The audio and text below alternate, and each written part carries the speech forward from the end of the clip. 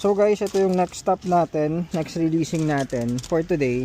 Itong MFJ na purple na Fiesta. Top of the line to, push start button. So yan, pakita ko lang ulit yung group chat natin. Sa lahat ng units, meron po tayo nyan. Kapag nagre-release ng mga, before release yung mga units, sinasend namin lahat ng updates. So sa transmission, sa mga ginagawa dun sa unit, mga cooling system, sa mga pin.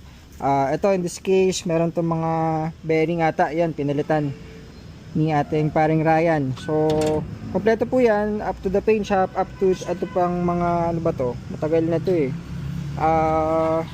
Yung mga radiator, palit din to. So, marami po tayong pinalitan, yung 4 na gulong din, kasama dyan. Ayan. So, yan po yung mga videos, update natin dun sa unit. So, ito yung kagabi lang. So, kasabay ito nung red. Yan o. So, yan, tingnan natin. Silipin natin yung unit nila, ma'am. So, wala pala sila, ma'am. Nasa ano? Sa Nadopre, nasa may kawayan. Eh, sila bossing, sila yung pipick up ng unit. So, check natin, guys. Yun, no? Kita mo naman. Pakapogi.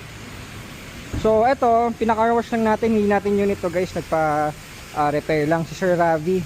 Shout out sir sa inyo. Ito yung unit, top of the line, kita nyo nga, nakakinis guys, so, diba? Window.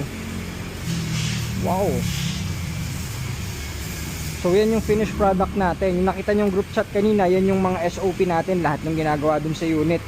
So sa loob, palak. Yan natin yung susi.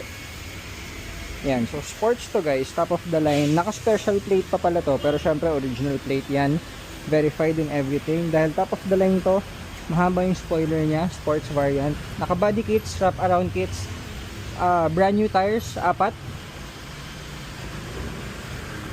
And syempre 3-step detailing yan boy, kaya pwede ka manalamin.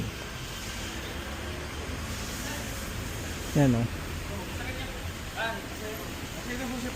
Ay, sa akin pala. Teka, sa shop. Teka, kunin ko lang.